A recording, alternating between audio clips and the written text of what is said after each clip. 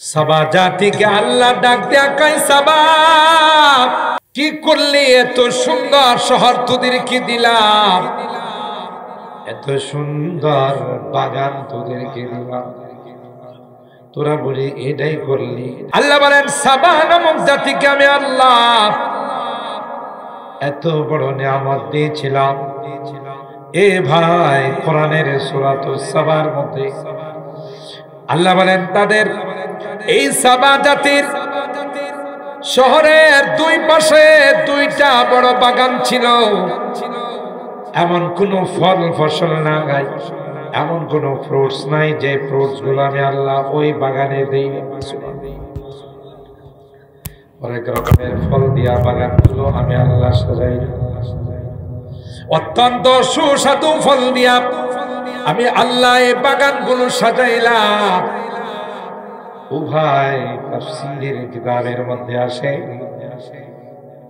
মাঝখানে রোড দিয়া যখন ওই এলাকার মানুষগুলো হাঁটে যাইত, মাথার মধ্যে খালি টুকরি থাকলে বাগানের ফলগুলো অটো সিস্টেম আইসা জমা হয়ে যায়। জান্নাতি বাগান, কেউ গাছের থেকে ফল পাড়ার দরকার হতো না, সুজা দরকার হয়েছে টুকরির মধ্যে জমা হয়ে গেছে। শুধু তাই না, আল্লাহ কয় বাল্লাতুন তাইয়্যিবা, এটা পবিত্র একটি শহর। এখানে কোনো সাপ বিচ্ছু ছিল না, লাল পিঁপড়া ছিল না, এখানে কোনো কষ্টদায়ক বস্তু ছিল না।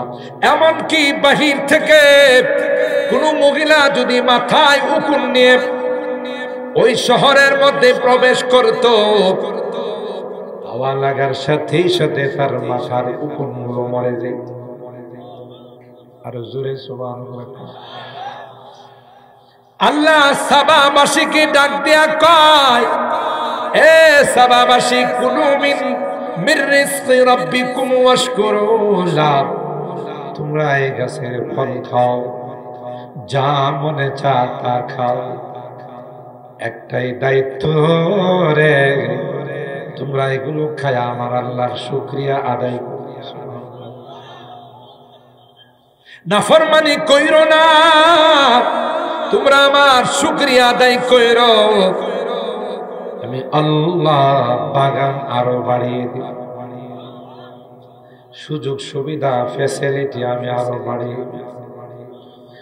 আর যদি তোমরা না শুকরিয়া করো, তোমরা যদি নিয়ামতের কদর না করো, মনে রাখো রে, ওই নিয়ামত তো থাকবে না, আমি আল্লাহ তোমাদের কঠিন শাস্তি দেব। এই কমবক্ত জাতি, বদনসিব জাতি, আল্লাহর ইবাদত বাদ দিয়ে, আল্লাহর একুত্ববাদকে ছেড়ে দিয়ে সূর্যের পূজা শুরু করে দিল। নাউজুবিল্লাহ। তাইলে আল্লাহ কয়, নিয়ামত দিলাম আমি রে, সুযোগ সুবিধা আমি দিলাম, আর পূজা করো সূর্যের। বানাইছেন কে? রিজিক দেন কে?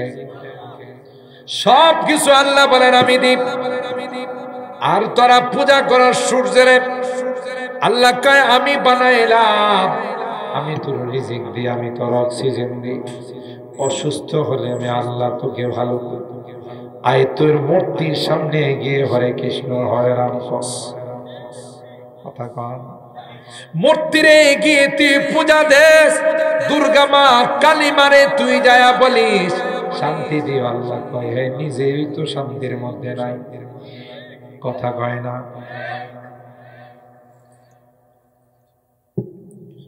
আজকে মাহফিলের মধ্যে হাফিজে কোরআনের মাথায় পাগড়ি দেওয়া হয়েছে রে, বিশাল মাহফিলের মধ্যে, যেখানে স্বয়ং আল্লাহ সভাপতি। মাহফিলটা কি ছোট হবে না বড়?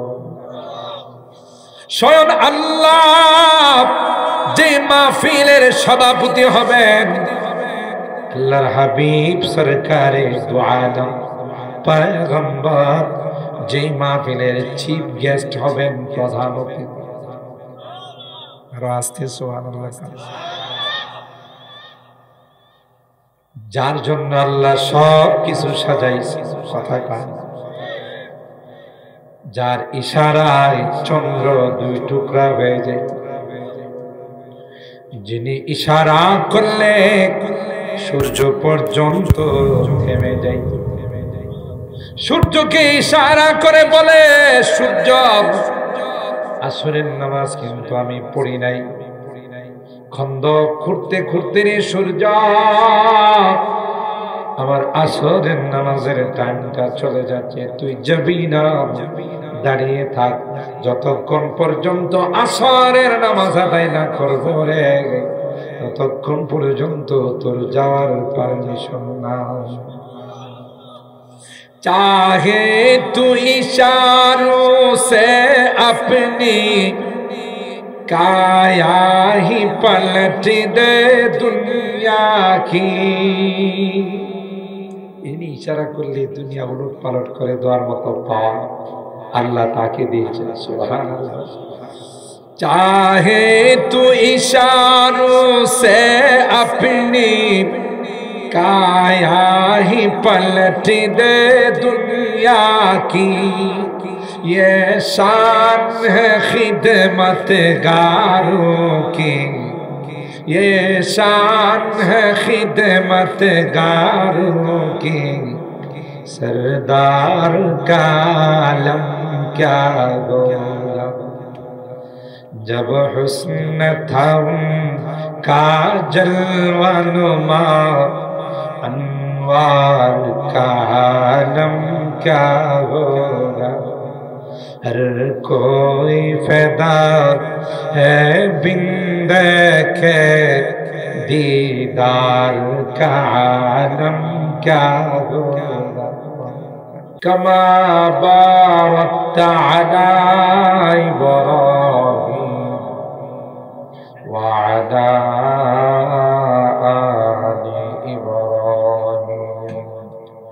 इन्नका हमीदुम मजीद।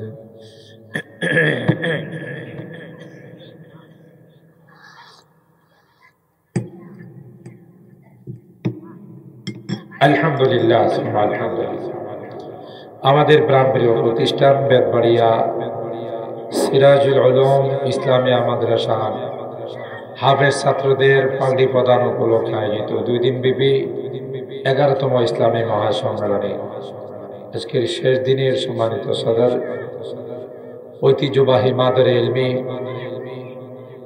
আল জামিয়া ইউনুসিয়ার প্রধান মুফতি হযরতুল আল্লামা মুফতি মুহসিনুল করিম সাহেব দামাত বরকাতুহু, আজকের এই মাহফিলে হযরত উলামায়ে কেরাম, বিশেষ করে আমার পূর্বে মুখতাসার আন্দাজ সংক্ষিপ্ত আকারে হলো মুফতি আজমের সুযোগ্য সাহেবজাদা, বর্তমান ব্রাহ্মণবাড়িয়ার জামে মসজিদের সম্মানিত খতিব, জামিয়া ইউনুসিয়ার সম্মানিত মুহাদ্দিস হযরতুল আল্লামা সুবহাতুল্লাহ নূর দামাত বরকাতুহু সুন্দর এবং চমৎকার আলোচনা করেছেন কোরআনে কারীমের মর্যাদা সম্পর্কে। রাত হয়ে গেছে অনেক, খুব লম্বা আলোচনা করে আপনাদের কষ্ট দেব না। কয়েকদিন যাবৎ শীতের প্রভাব অনেক বেশি। আমি আপনাদের খিদমতে কোরআনুল কারীমের সূরাতুস সাবা এর একখানা আয়াত তিলাওয়াত। সরকারে দু আলম মাহবুবে কিবরিয়া সৈয়দুল কাউনাইন সৈয়দুস সাকালাইন হযরত মুহাম্মদ আরবি সাল্লাল্লাহু তাআলা আলাইহি ওয়াসাল্লামে অসংখ্য হাদিস থেকে ছোট্ট একখানা হাদিস পাঠ। বিষয়বস্তু হলো আল্লাহ যাদেরকে নিয়ামত দান করেন,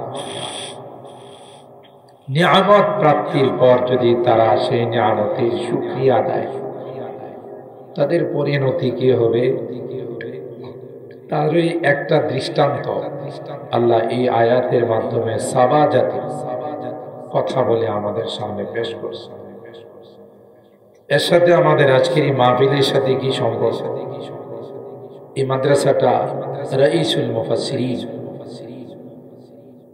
হযরতুল আল্লামা সিরাজুল ইসলাম সাহাব বড় হুজুর রাহিমাহুল্লাহর নাম, ঠিক না? আমাদের ভাই সাহেব রহমাতুল্লাহ ভাই সাহেব এখানে যতদিন জীবিত ছিলেন মাহফিলে আসতেন, বসে বসে ভাই সাহেবের সঙ্গে কথা হতো। আজকে আসার পরেই প্রথমে খুব কষ্ট লাগছে যে ভাই সাহেব যদি আজকে দুনিয়াতে থাকতেন তাহলে এই মাহফিলের সভাপতি। কোথাও যাইতেন না, কিন্তু আপনাদের বেতবাড়ি আর এই মাদ্রাসাকে এত ভালোবাসতেন, তিনি এখানে অনেকক্ষণ সময় বসে সভাপতির আসন অলঙ্কিত করতেন, ঠিক না? আজকে আমাদের মাঝে নাই। আল্লাহ ওনার কবরটাকে জান্নাতুল ফিরদাউসের আলা মাকাম নসিব করুন। মুহতারাম হাজিরিন, এই মাদ্রাসাটা দেখলেন আপনাদেরই ফসল। প্রায় কতজন ছাত্র পাগড়ি দেওয়া হয়েছে? 14 জন। একটা ছোট্ট মাদ্রাসা, 14 জন ছাত্রের মাথায় পাগড়ি দেওয়া। আলহামদুলিল্লাহ, এটা আপনাদেরই মাদ্রাসার ফসল। হাফেজ সাহেব হুজুর অনেক মেহনত করে এই ছাত্রগুলোকে বানাইছে।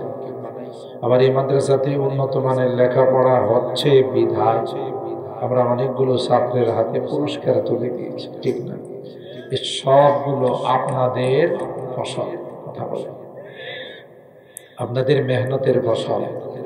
এই মাদ্রাসা যে বড় মাপের আল্লাহর ওলির নামে, আমরা তো আশা করবো দিন দিন এই মাদ্রাসা উন্নতির দিকেই যাবে ইনশাআল্লাহ। বলেন ইনশাআল্লাহ। কিন্তু আমরা যারা এর সঙ্গে জড়িত থাকি, একে কলিজা দিয়া ভালোবাসো, মহব্বত করো, আমাদের লাভ না লস? দুনিয়াতেও লাভ, পরকালেও লাভ। সুবহাতুল্লাহ নূর সাহেব বলেছেন যে এই হাফেজরা অনেক দামি জান্নাতে যাইবে, তাই না? এ কথাই তো রাইগা চলে গেলেন যে ওইসব বলবে বাকি। এই জান্নাতে কি হাফেজরা একা যাইব না, আপনাদের নিয়ে যাব? সবাই কয় না, নিয়ে যাবে। নিয়ে আল্লাহ যখন বলবেন ইকরা ওয়ারতাকি ওয়ারাত্তিল কামা কুনতা তুরাত্তিলু ফিদ দুনিয়া, হাফেজ কষ্ট করে তুমি হাফেজে কোরআন হয়েছিলে, এক একটা আয়াত তিলাওয়াত করো আর এক এক তলায় চড়তে থাকো। হাফেজ সাহেব কি বলবেন যে আল্লাহ এই বেতবাড়ি আর মানুষ যদি লজিং না রাখতো, আমাদের 4টা ডাল ভাতের ব্যবস্থা না করতো, তাইলে আমরা হাফেজ হতে পারতাম। এই যে এখানে পাগড়ি দিছে আর লজিং মাস্টারের নাম কইছে, আপনারা কি মনে করছেন এই নাম এই মাহফিলে আছে না অন্য কোথাও গেছে? কয় না, ঘুমাই গেছেন আপনারা? এদিক দিয়ে হাফেজ সাহেবের নাম কইছে, ওইদিক দিয়ে ফেরেশতারা তাদের দফতরের মধ্যে উঠাইছে। যে হাফেজকে আপনার হাতের পাকা ডাল ভাত খাওয়ায় হাফেজ বানাইছে, এই হাফেজকে এত নিমুখ খারাপ আপনাদের সারা চলে দিবে? কথা কয় না। আল্লাহ যখন বলবেন হাফেজ এক একটা আয়াত তিলাওয়াত কর আর এক এক তলার দিকে চড়তে থাকে, হাফেজ বলবে না না, যাদের অবদানে আমরা হাফেজ হয়েছি, যাদের মায়ায়, যাদের মহব্বত আর ভালোবাসায় হাফেজ হয়েছি, এদেরকে ছাড়া তোমার জান্নাতে যাব না। নিমক খারাপ হবে। জাগিরদার, লজিং মাস্টার যারা আপনারা এই মাদ্রাসায় দান করছে, এই যে মসজিদরা বেশি দিন হয়েছে, বেতবাড়ি আর মানুষ এত অর্থশালী না, এত টাকা পয়সা না, কিন্তু কলিজাটা অনেক বড়। কথা কয় না। এখানে মাদ্রাসার মাহফিল করে, মসজিদের সামনে 3 দিন 4 দিন তাফসীর করে, আবার উত্তর পাড়ার যুবকরা মাহফিল করে। কথা কয় না। ছোট্ট একটা গ্রাম, আন্তরিক ভাবে মহব্বত দি, ভালোবাসা দি আপনারা মসজিদ, মাদ্রাসা, তাফসীর এই সমস্ত জিনিসগুলো আপনারাই করে যাচ্ছেন। কি মনে করেন আপনাদেরকে ছাড়া আলেম ওলামারা জান্নাতে যাবে? হাফেজরা জান্নাতে যাবে? আল্লাহ বলবেন হাফেজ, এ হাফেজ যা যা, তোমাকে আমি অধিকার দিলাম রে এমন 10 জন যাদের উপর জাহান্নাম ওয়াজিব হয়ে গেছে, তাদেরকে নিয়ে সোজা আমার জান্নাতে চলে যাও। চিন্তা করছেন? কেবলমাত্র হাফেজ, হালাল কে হালাল, হারাম কে হারাম, 10 জনের পাওয়ার। আর যারা হাফেজে আলেম, এদের পাওয়ারটা কি কম থাকবে না বেশি থাকবে? আরো জোরে। শুধু তাই নয়, আল্লাহর পয়গম্বর বলেন, মান করাল কুরআনা ওয়া আমিলা বিমা ফীহি উলবিসা ওয়ালিদাহু তাজাই ইয়াউমাল কিয়ামা দাউহু আহসানু মিন দাউইশ শামস লাউ কানাত ফী বুয়ুতিকুম ফামা যান্নুকুম বিল্লাযী আমিলা বিহাযা। এ মুসলমান, আল্লাহর পয়গম্বর কয়, আজকে মাহফিলের মধ্যে হাফিজে কোরআনের মাথায় পাগড়ি দেওয়া হয়েছে রে। বিশাল মাহফিলের মধ্যে যেখানে স্বয়ং আল্লাহ সভাপতি,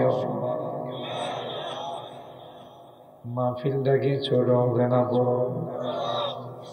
স্বয়ং আল্লাহ যে মাহফিলের সভাপতি হবেন, আল্লাহর হাবিব সরকারে দু আলম পয়গম্বর যে মাহফিলের চিফ গেস্ট হবেন, প্রধান অতিথি।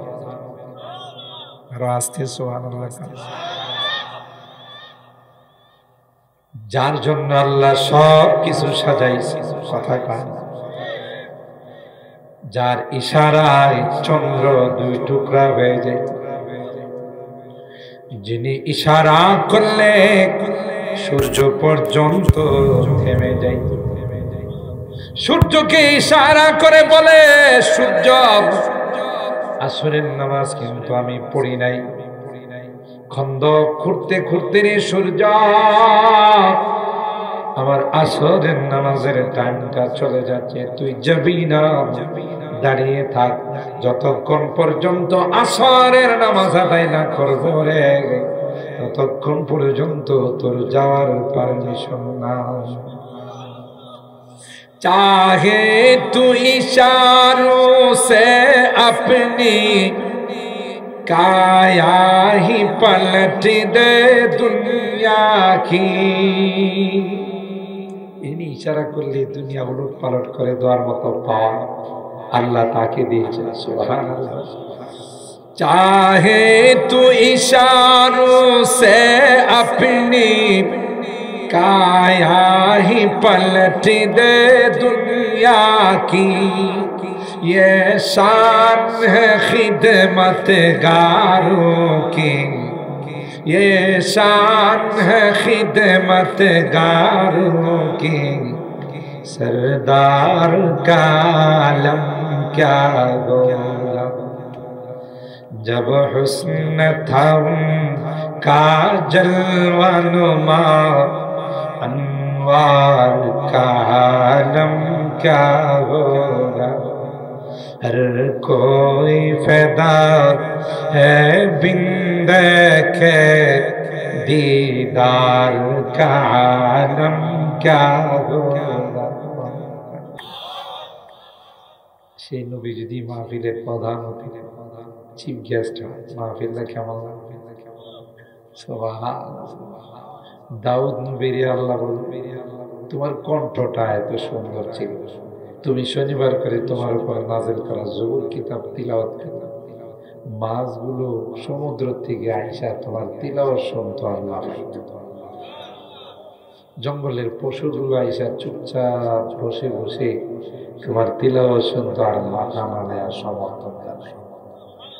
আকাশের পাখিগুলো তোমার তিলাওয়াত শোনার জন্য ডালে বসে থেকে আজকের এই মাহফিলে তোমাকে তিলাওয়াত করতে। সুবহানাল্লাহ।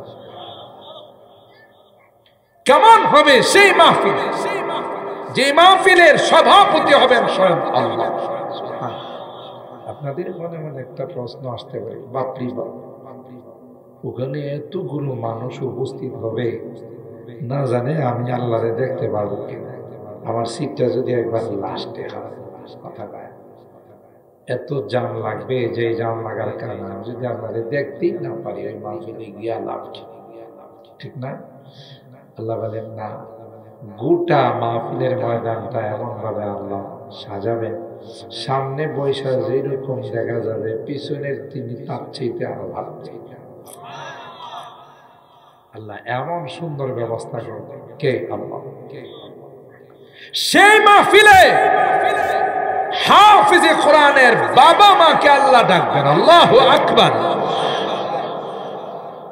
হাফিজে কোরআনের মা বাবাকে ডাক দিয়ে আল্লাহ বলবেন তোমার সন্তান আমার কালাম সিনার মধ্যে ধারণ করেছে, 30 পারা কোরআন তার সিনার মধ্যে সংরক্ষণ করেছে। আজকে আমি আল্লাহ তোমাদের মাথায় নিজ হাতে নূরের মুকুট পরাই দেব। কেমন নূরের মুকুট হবে? দাউহু আহসানু মিন দাউইশ শামস লাউ কানাত ফি বুয়ুতিকুম। আল্লাহর হাবিব কয় এই নূরের মুকুটের আলো হবে, সিবগাতুল্লাহ নূর সাহেব বলেন না, একটা হীরকখণ্ড, একটা হীরকখণ্ডের দাম যদি এত হয়, যে মুকুটটা টোটাল নূর দিয়া বানানো হবে তার দাম কত? এমন আলো হবে, এমন প্রকাশ মারবে, যদি সূর্যটা কাহারো ঘরে ঢুকে যায়, সূর্যটা যদি কাহারো ঘরের মধ্যে বন্দী হয়ে যায়, তার আলোটা কম হবে না বেশি হবে না? বর্তমানে সূর্য কি বেতবাইরার থেকে উড়ে, বিশ্ব রোডের মোড়ের থেকে, আশুগঞ্জের থেকে, সূর্যটা কোটি কোটি মাইল দূরের থেকে আলো দেয়। সেই আলোর কারণে গোটা পৃথিবী আলোকিত হয়ে যায়। সেই সূর্যটা যদি কাহারো ঘরের মধ্যে ঢুকে যায়, তাইলে আলোটা কি পরিমাণ হবে বর্ণনা দেয়া কোলানো যাবে। আল্লাহ বলেন তার মতো নয়, আর চাইতে অনেক অনেক বেশি আলোকিত হবে। ভাগ্যবান, খুশনসিব ওই মা বাবা, যে মা বাবার একটা সন্তান হাফেজ, তার গর্ব দেখে কে গোটা বিশ্বের মধ্যে কিয়ামতের ময়দানে সবার সামনে আল্লাহ যখন নূরের মুকুট পরিয়ে দিবে, আফসোস করে বলবে আমার প্রত্যেকটা সন্তানকে কেন হাফেজ। এখন তো বুঝে না, এখন বুঝে না, মনে করে ফকিরি ভরা ভরায় না, ঠিক না? ফকিরি ভরা ভরা। একসময় এই স্লোগানটা খুব বেশি ছিল, নেগেটিভ স্লোগান। বলা হয়তো মাদ্রাসাগুলো ব্যাঙের ছাতার মতো গজাইতেছে। মাদ্রাসায় যারা পড়ে এদেরকে সন্ত্রাস, জঙ্গিবাদ, মৌলবাদ। ইনশাআল্লাহ কিয়ামত পর্যন্ত এই বাংলাদেশে আর এই স্লোগান কেউ দেওয়ার সাহস পাবে না। কথা পাবে না, তবে এই সময় শেষ। এটা মুসলমানের বাংলাদেশ। কথা বলেন ঠিক কিনা? যারা মুসলমানিত্ব সমর্থন করে কোরআন মাইনা, ইসলাম মাইনা, আলেম ওলামাদেরকে মাইনা চলবে, তারাই থাকবে। ভালো না লাগলে পিয়ারে হিন্দুস্তান নিয়ে চলে যাবে। কথা ঠিক না? পিয়ারে হিন্দুস্তান নিয়ে চলে যাও। এতদিন মনে করছো মতো জানো, আজকে একটু লং মার্চ করে দেখাই দেওয়া হয়েছে যে আমরা বাঘের বাচ্চা। কথা কয় না, মনে করো না বাংলাদেশের মানুষ দুর্বল। আমরা রৌমারিতে রাত্রের আধারে যখন আমার দেশ দখল করতে তোমরা আসছিলা, তখন কিন্তু সিম্পল একটা নমুনা দেখাই দিছি। আমরা 100 জন বিএসএফ কে বিনা হিসাবে জাহান্নামে পাঠাই দিছি, ঠিক না? তখন থেকে দাদারা চিন্তা করছে, বাপরি বা বাঙালি জাতি শুরু সাহস তো বেশি। বাংলাদেশের সেনাবাহিনী বিশ্বের যে কোনো শান্তি মিশনে গিয়ে তারা সবচাইতে বড় পুরস্কারটা নিয়ে আসে। যে দুর্গম এলাকায় আমার দেশের সেনাবাহিনী কাজ করে, শান্তি প্রতিষ্ঠা করে, কোন দেশের সেনাবাহিনীরই সাহস পায়নি। তাহলে কি এটা বাংলাদেশের আয়তন ছোট হতে পারে? এটাকে চট্টগ্রামে কয় আরিয়ন ছোট মিনাউন গটগুটাও, কথা কয় না। দেখতে ছোট হইল, সাহস কিন্তু অনেক বেশি, কথা কয় না।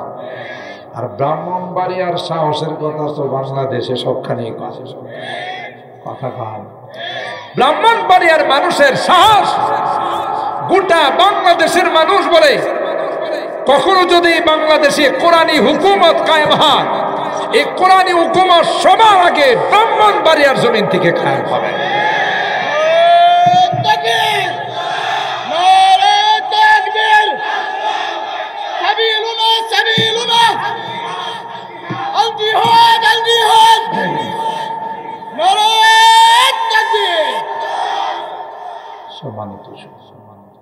কোরআনের দেশ, গোটা বিশ্ব এখন বাংলাদেশকে সালাম জানায়, গোটা বিশ্ব সালাম। বাংলাদেশের কোরআনের পাখিরা 200-300 রাষ্ট্রকে পিছনে ফেলে 1 নম্বর স্থান অধিকার করে বাংলাদেশের লাল সবুজের পতাকা বিশ্বের মধ্যে উড্ডীন করে।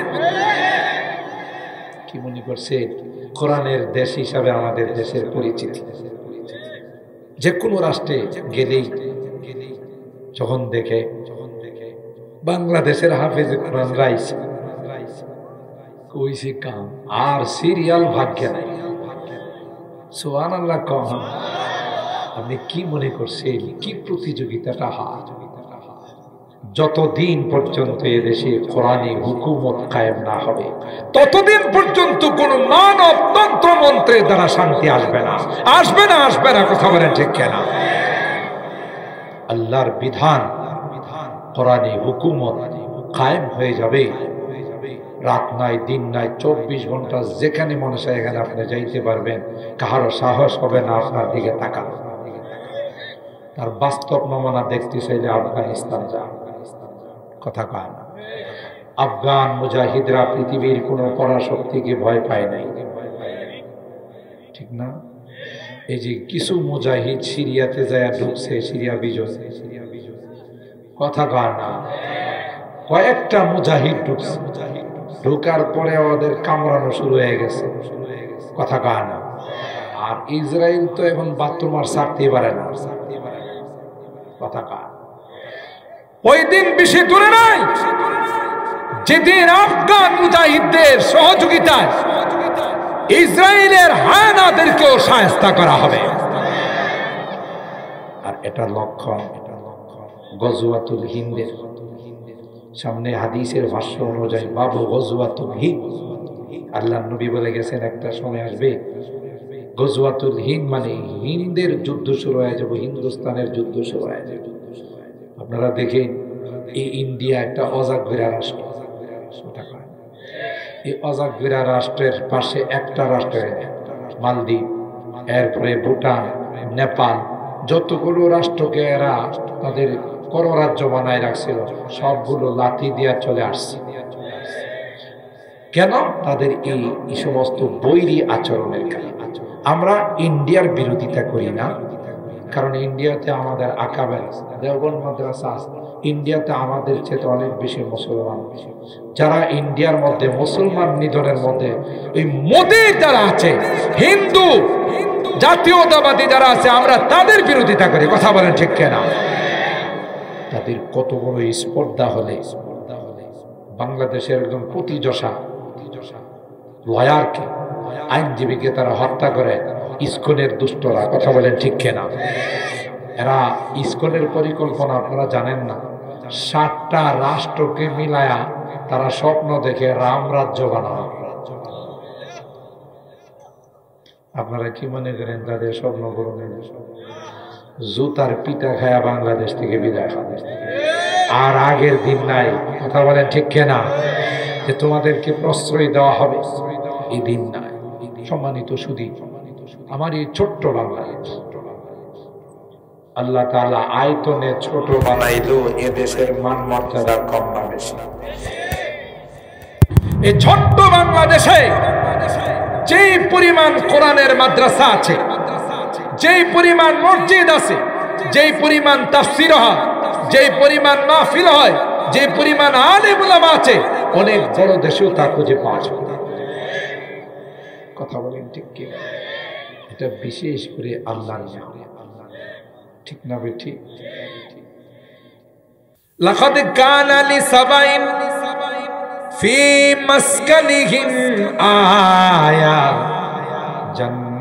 জান্নাতানি আন ইয়ামিনিন ওয়া শিমাল কুলু মির রিজকি রাব্বিকুম ওয়াশকুরু লাহু বালদাতুন তাইয়্যিবাতুন ওয়া রাব্বুন গফুর।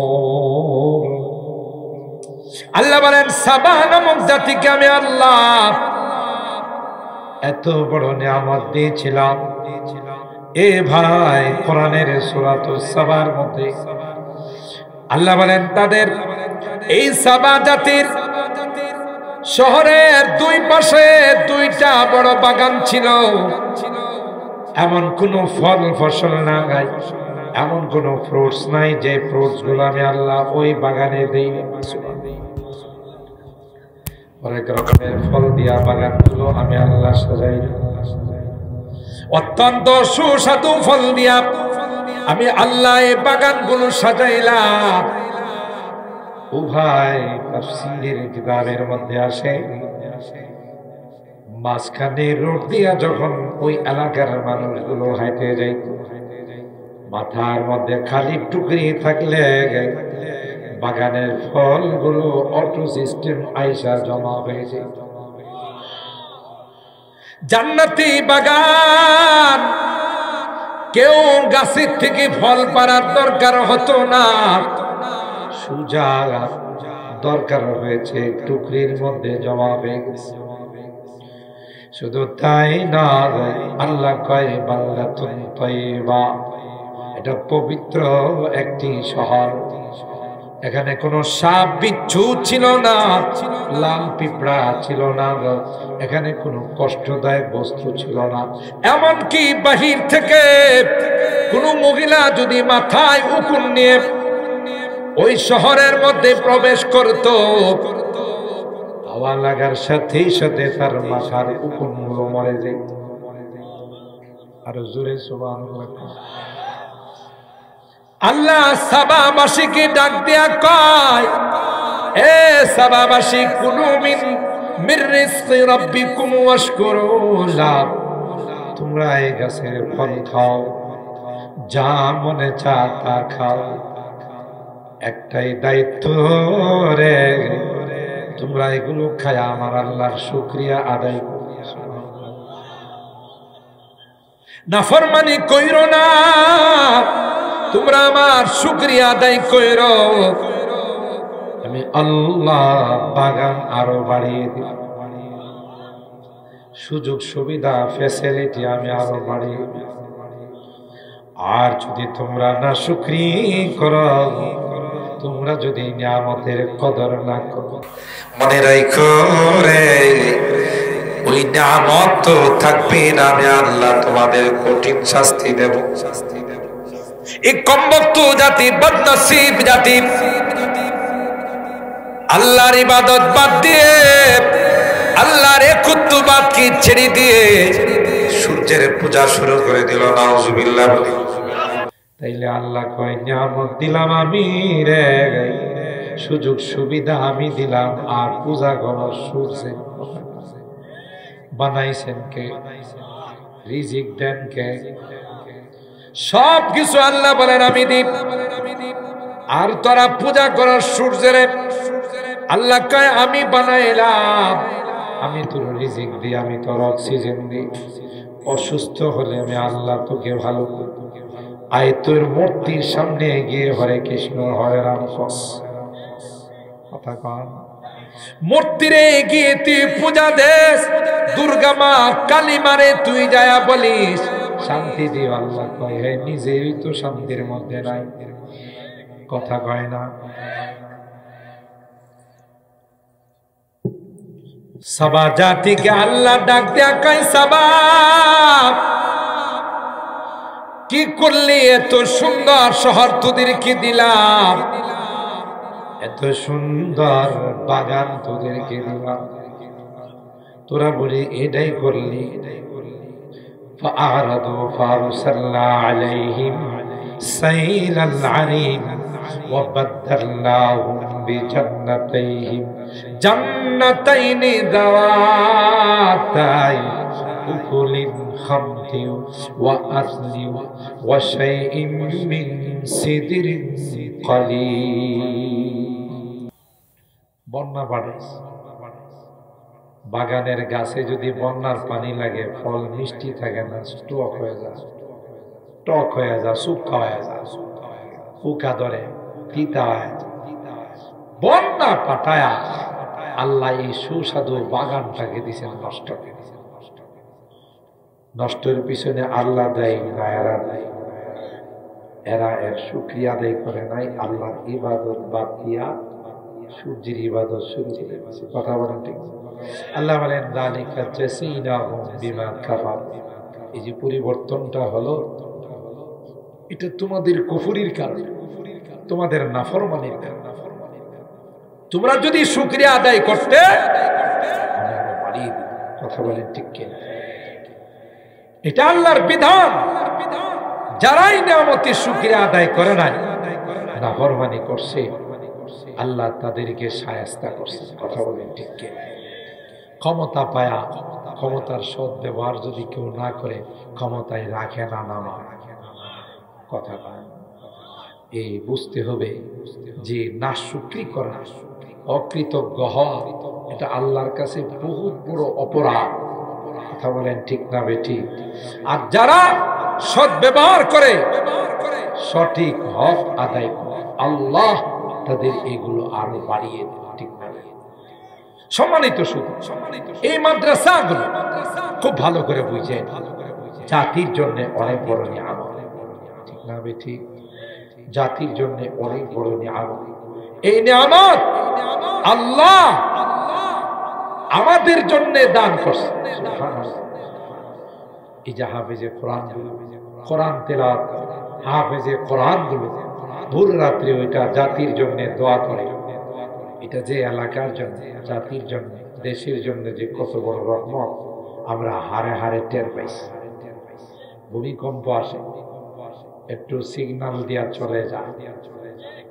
ভূমিকম্পে জিজ্ঞাসা করা হলে কি ব্যাপার, একশনে গেল, কেমনে যাও? বেদ বাইরার সিরাজুল উলুম মাদ্রাসা ছাত্ররা কোরআন শিক্ষা আছে। জামিয়া ইউনুসিয়াতে কোরআন শিক্ষা দেওয়া হচ্ছে, হাফেজ বানানো হচ্ছে, আলেম বানানো হচ্ছে। কথা বলেন ঠিক কিনা? এই জন্য আমরা যাইতে পারি। এই মাদ্রাসাগুলোর কারণে গোটা দেশ এবং জাতিকে আল্লাহ হেফাজত করেছে। ঠিক না বেঠিক? তাইলে এই মাদ্রাসাগুলোর প্রতি আমাদের দরদ রাখার দরকার আছে, মহব্বত আর ভালোবাসার দরকার আছে না? এই জন্য মুহতারাম হাজরিন, এই সকল মাদ্রাসার প্রতি যারাই সুদৃষ্টি রাখবে, যারাই মহব্বত আর ভালোবাসবে, তারাই দুনিয়াতেও সফল, পরকাল অসফল। কথা বলেন ঠিক কিনা? আর যারা তার সঙ্গে বৈরী সম্পর্ক রাখবে, বেঈমান হয়ে দুনিয়া থেকে বিদায় নিবে। কথা বলেন ঠিক কিনা? ঈমান নসিব হবে না। কারণ আলেম ওলামা সাহেবের রাসূল কোরআনের পাখিদেরকে যারা ভালোবাসে না, যারা এই সকল মাদ্রাসাগুলোকে ভালোবাসে না, তাদের পরিণতি ভালো হয় না।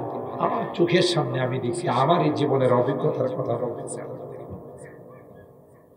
একজন অনেক বড় টাকা আলেম ওলামাদের সাথে সম্পর্ক ভালো রাখত। একটা পর্যায়ে কোরআন সুন্নাহর আলোকে আমি তাকে বললাম, আপনার কিন্তু লক্ষণ ভালো না। ভালো করে শুনেন, আমি বললাম আপনার লক্ষণ ভালো না। কেন? আপনি যেভাবে মাদ্রাসার ছাত্রদেরকে আর দৃষ্টিতে দেখেন, আলেম ওলামাদের সাথে খারাপ সম্পর্ক রাখেন, জানি না মৃত্যুটা আপনার কিভাবে হবে। কোরআনের কথা, হাদিসের কথা, মান আদালি ওয়ালিয়ান ফাকাদ আযানতুহু বিল হক।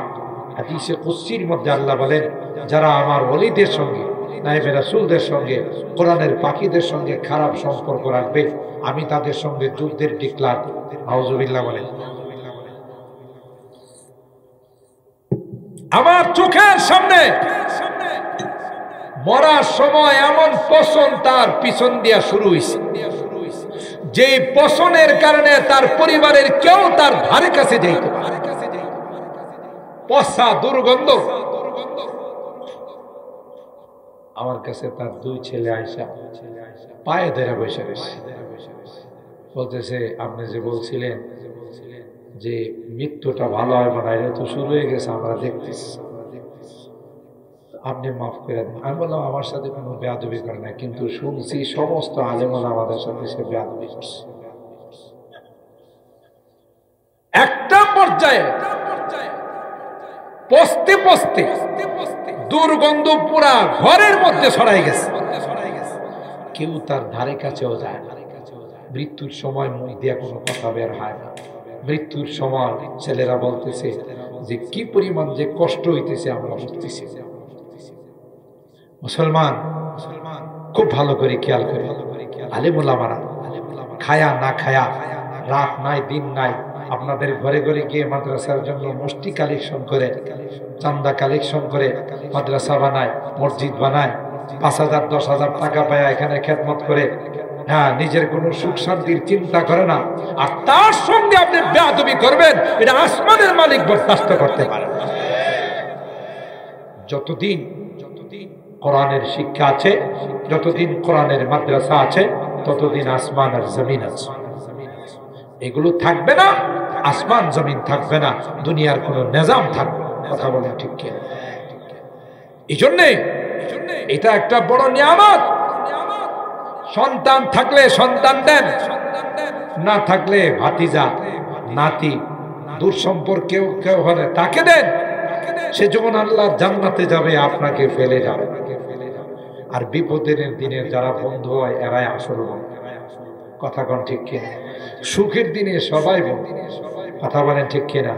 বিপদে কেউ নাই। এই কিয়ামতের ময়দানে যখন বিপদ হয়ে যাবে, যেই বিপদ সাধারণ বিপদ, কঠিন বিপদ, আদম আলাইহিস সালাতু ওয়াস সালাম থেকে নিয়ে কোন নবীরা সুপারিশ করার সাহস পাবে না। সেই দিন হাফিজে কোরআন, আলেমে বামলরা আল্লাহর কাছে সুপারিশ করে যত ইচ্ছা তত আল্লাহ চায়। তাইলে এই সকল মাদ্রাসাগুলো এলাকার জন্য রহমত। ইবাদবাড়িয়ার যত মুরব্বীরা মাদ্রাসা করে গেছেন, মসজিদ করে গেছেন, আজকে তাদের সাথে সাক্ষাৎ হলে বোঝা যায় তো তাদের খুশি, কত আনন্দ।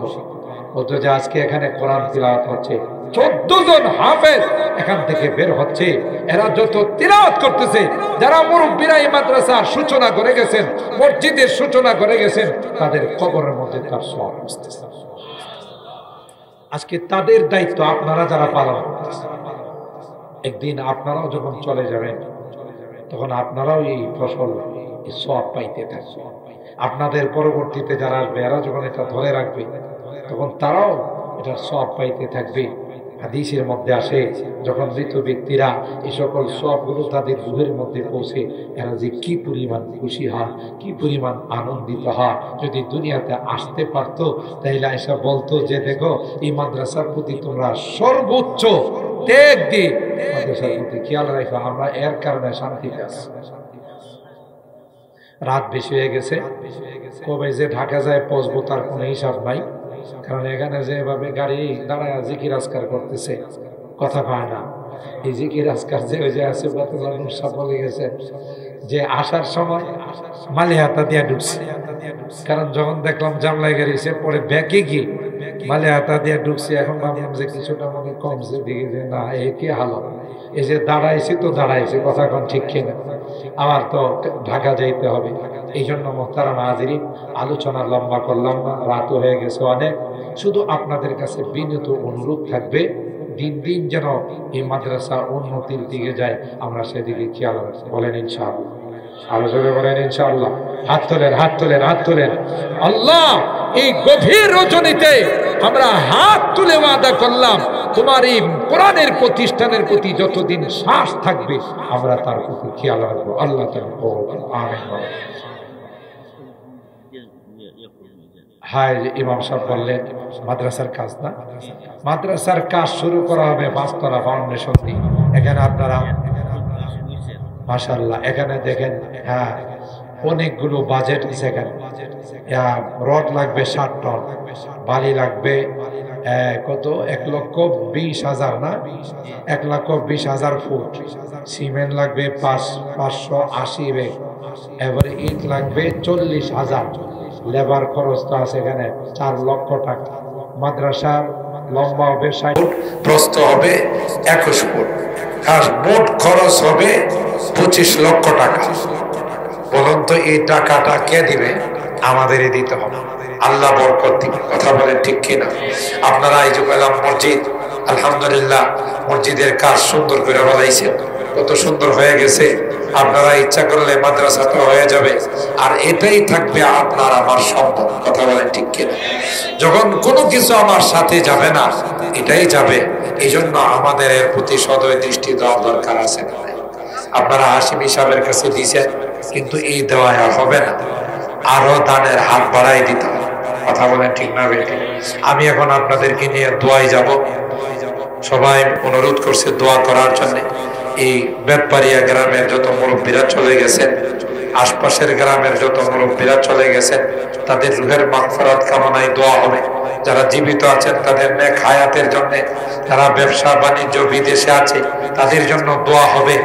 দোয়ার আগে এত বড় একটা বিশাল কাজে হাত দিছে, বলুন তো দেখি কে আছেন যে আমি 1000 ইট দিব, আমি এরকম ভাবে 2 গাড়ি বালু দিব, আমি এরকম 1 টন রড দিব, আমি 5 ব্যাগ 10 ব্যাগ সিমেন্ট দিব। 5টা মিনিট আমি কালেকশনের জন্য নয়, দোয়ার আগে কিছু দিলে এই দোয়া আল্লাহ কবুল করেন। কথা বলেন ঠিক কিনা? না থাকলে বাকি লেখায় দেন, খাতার মধ্যে লিখে নিবে। বেশি দেরি করবো না, যে আমার আম্মা আব্বার জন্য হুজুর এরকম আমি 5 ব্যাগ সিমেন্ট, 1 গাড়ি ইট, এরকম এত 1000 টাকা। লিল্লাহে তাকবীর। আপনাদের সিদ্ধরা লাইছে। আলমগীর সাহেব 5000 টাকা। মারহাবা। আল্লাহ তার দানকে কবুল করেন, জানে মালে বরকত দান করেন, মুরব্বীদের রুহের মধ্যে সবগুলো পৌঁছায়। তৈয়ব আলী সাহেব 5 ব্যাগ সিমেন্ট। মারহাবা। আরো জোরে বলেন। আল্লাহ দানকে কবুল করেন, আল্লাহ কামাই রুজি রোজগারে বরকত দিয়ে দেন, আসমানি জমিনি বিপদ আপদ থেকে হিফাজত করেন, মুরব্বীদের রুহের মধ্যে সবগুলো পৌঁছায় দেন। আমিন বলেন। আর কে আছেন? অনেকেরই সন্তানরা আত্মীয় স্বজনরা বিদেশে আছে, বলবেন মাদ্রাসার কাজ ধরবে, নবীর বাগানে কোরআনের মাদ্রাসার কাজ ধরবে। আমি 10,000 টাকার শিকার করে আইছি, 5,000 টাকার শিকার করে আইছি, 10 ব্যাগ সিমেন্ট শিকার করে আইছি, 10-এর লরি একের। আপনারা 10 ব্যাগ করে দিবেন, 5 ব্যাগ করে দেখবেন, দেখবেন যে এখানে হয়ে গেছে 100 ব্যাগ। ঠিক না ভাই? ঠিক। কোরআনের এই মাদ্রাসা চালু করে যাবেন, যতদিন এখানে তিলাওয়াত হবে, এই তিলাওয়াতের সব ওই কবরের মধ্যে পৌঁছতেই থাকবে। জনাব জয়নাল আব্দিন 2000 টাকা। মারহাবা। আল্লাহ দানকে কবুল করেন, জানে মালে বরকত দান। মাদ্রাসার এক ছাত্রের বাবা বিপদে আছে, আল্লাহ তাকে বিপদ থেকে উদ্ধার করে দেন।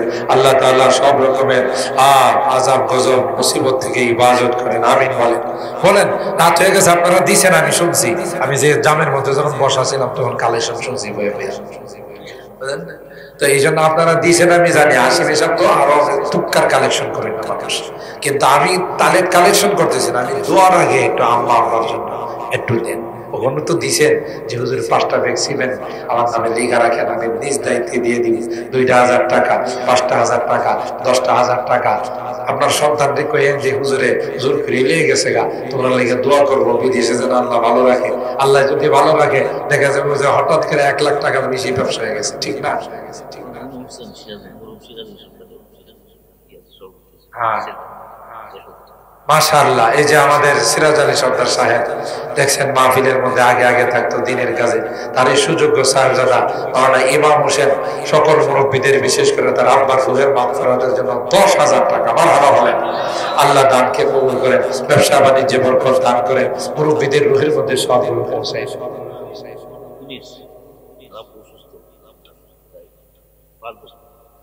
মাওলানা মুনির বাবা অসুস্থ, তার জন্য 5 ব্যাগ সিমেন্ট মারহাবা করেন। আল্লাহ তাআলা তার বাবাকে পূর্ণাঙ্গ সুস্থতা দান করেন, নেক হায়াতের মালিক বানাই দেন। আল্লাহ তাআলা কামাই রুজি রোজগারে সবকিছুতে বরকত দান করেন, আমিন বলেন। লাল সালু ভুলুকে হোটেলের ম্যানেজার বাহারুদ্দিন, তিনি 2,000 টাকা মারহাবা বলেন। আল্লাহ তার দানকে কবুল করেন, ব্যবসা বাণিজ্যে বরকত দান করেন। আল্লাহ তাআলা এই হোটেলটাকে চমকাই দেন কাজে কর্মের কারণে। এটা অনেক অত্যন্ত সুন্দর একটা হোটেল, কিন্তু কাজ তার উপর চলতেছে, এই জন্য তেমনটা চলতেছে না। এটা যেন আল্লাহ জমজমাট করে দেন, আমিন বলেন। আল্লাহ তাআলা ব্যবসা বাণিজ্যে হালাল ব্যবসায় বরকত দান করেন, আমিন বলেন। আর কে আছেন বলেন? সময় খুব কম, বেজে গেছে কিন্তু 12টা। ওরে বাবা, 12:19 বেজে গেছে। আমি তো মনে করছিলাম 12টার ভিতরে দোয়া করে দিব। বলেন আরেকটু, বলেন কয়েকটা মিনিট। লাভ হবে, লস হবে না। যেদিন আপনার অ্যাকাউন্ট গুলো সব বন্ধ হয়ে যাব, সব ব্যাংকের অ্যাকাউন্ট বন্ধ হয়ে যাব, সেদিন আল্লাহ তাআলা আপনার এই অ্যাকাউন্টটা খুলে নাম ছাড়া একজন 1,000 টাকা আল্লাহ কবুল করেন, আমিন বলেন। আল্লাহ তাআলা জামাই রুজি রোজগারে বরকত দান করেন, মুরব্বিদের রুহের মধ্যে সবগুলো পৌঁছায়। আরেকটু বলেন, বলেন। আমি দোয়ার দিকে চলে যাবো ইনশাআল্লাহ, দেরি করবো ইনশাআল্লাহ। সরকার বাড়ির আশিক 5 ব্যাগ সিমেন্ট আল্লাহ কবুল করেন, মারহাবা বলেন। আল্লাহ তাআলা কামাই রুজি রোজগারে জানে মাঝে বরকত দান করেন, মুরব্বিদের রুহের মধ্যে সবগুলো পৌঁছায় দেন। আল্লাহ তাআলা কিয়ামতের কঠিন ময়দানে তার হাবিবের শাফাআত নসিব করেন, আমিন বলেন। জি জি, আর কে আছেন? এই যুবকরা বলো, বরকত হবে ইনশাআল্লাহ। আল্লাহ তাআলা জিন্দেগিতে বরকত দিবে, কামাই রুজি রোজগারে বরকত দিবে ইনশাআল্লাহ। আল্লাহ বরকত দিবে। আচ্ছা বসে পড়েন, বসে পড়েন ইনশাআল্লাহ। আজকেই যে দিতে হবে এমন কোনো কথা না, একটু মেহরবানি করে বসে পড়েন, দোয়া হবে। দোয়ার আদব হলো বসে দোয়া করো, বসে দোয়া করো। বাবার যুবকরা বসে পড়ো, বসে পড়ো। মাশাআল্লাহ, আমার অনেক ভালো মানুষ, বেকারের মানুষ, আমি জানি তো। আমার এলাকার মানুষ না, খুব কোরআনকে মহব্বত করে, দ্বীনি মাহফিলকে মহব্বত করে, একবারে লাশ পর্যন্ত কেউ নড়াচড়া করে না। আল্লাহ আজকের এই মাজমাকে কবুল করেন, কিয়ামতের ময়দানে এই মাহফিলকে আমাদের নাজাতের ওসিলা বানিয়ে দেন।